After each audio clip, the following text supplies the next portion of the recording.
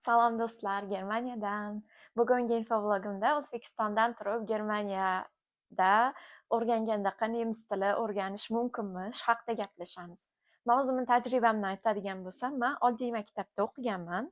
9-sinfgacha, keyin kollejda, keyin agrar universitetda o'qiganman 4 yil. Siz agar nemis tilini O'zbekistondan turib o'rganmoqchi bo'lsangiz, birinchi navbatda o'qiyotgan joyingizda nemis tili o'rganadigan odamlarni topishingiz kerak. Manda shunaqa bo'lgan. Bizadagi universitetdagi nemis tili o'qituvchimiz rosa zo'r bo'lgan va man o'sha paytda nemis tili o'rganayotgan boshqa fakultetlardagi studentlar bilan tanishganman. Tayyorgarliklar bo'lgan, gaplashganmiz, bir-birimizga savol-javoblar qilganmiz nemis tilida. Shunaqa. Undan tashqari Toshkentda bo'lsangiz, Goethe instituti bor, nemis tili o'rgatadigan. O'sha paytda har chorshanba kuni soat 6 Plauderstunde bo'lardi. Bu tekin. Borib masalan Germaniyada ham shunaqa Sprach kafelar bor. Borib haftasiga bir marta o'sha paytda Goetheda nemis tilida gaplashib, nemis tilida gaplashganlarni eshitib kelsa bo'lardi. Men darajam u paytda A2 edi, unchalik yaxshi emas edi, lekin o'sha joyga vaqtim bo'lganda qoldirmasdan borardim. Buni yaxshi tomoni, nemis tilini yaxshi biladiganlar o'sha joyga borardi, o'rtacha biladiganlar ham borardi va mendaqa yaxshi bilmaydiganlar ham borardi. Bu yerda bir-biri bilan tanishib, kontakt bo'lib, shunda nemis tilini eshitib, shu muhitda nemis tili o'rgansa bo'lardi.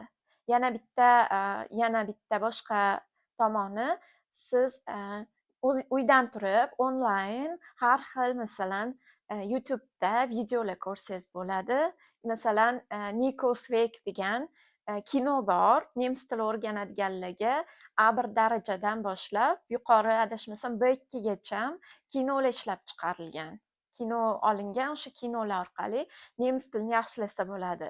Keyin men yaxshi bilmagan paytimda ham masalan unchalik nemis tilidan har xil audio masalan moduldagi testlar bo'lardi, o'shalarni eshitib yurardim. Masalan, darajam A1, o'shanga mos masalan har xil boshqa testlarni audiolarini topardimda, ularni eshitardim. Bu ham eshitish uchun yaxshi imkoniyat bo'lgan.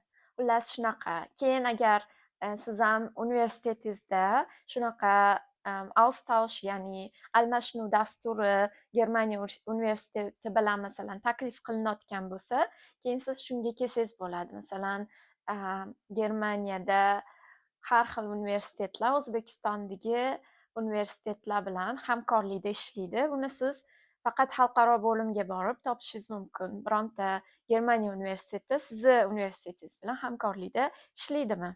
Xullas shunaqa.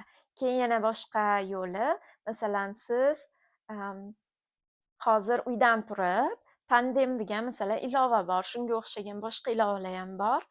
Unda siz boshqa davlatda yashayotgan, nemis tili o'rganayotganlar bilan to'g'ridan-to'g'ri muloqot qilish imkoniyatiga egasiz. Bu degani siz O'zbekistondan turib, uydan chiqmasdan ham nemis tili o'rganishingiz mumkin yoki o'rgangan nemis tilingizni ishlatishingiz mumkin. Bu ham masalan nemis tilida gaplashish muhitini sizga beradi. Xullas shunaqa. Agar sizda praktika yoki universitet almashinuv dasturida yarim yil, bir semestr Germaniyada o'qib ketish imkoniyati bo'lsa, universitetingiz shunaqa taklif qilsa, kelib keting. Maslahatim, agar unaqa bo'lmasa, muammosi yo'q. O'zbekistondan turib, mana shu yo'llar bilan nemis tilingizni yaxshilab olishingiz mumkin. Xullas shunaqa. Video yoqayotgan bo'lsa, like bosinglar, kommentariy qoldiringlar. Keyingi videolarda qanaqa mavzularda gaplashishimni xohlaysizlar, shuni ham yozib ketinglar. E'tiboringlar uchun katta rahmat. Keyingi videolarda ko'rishguncha xayr.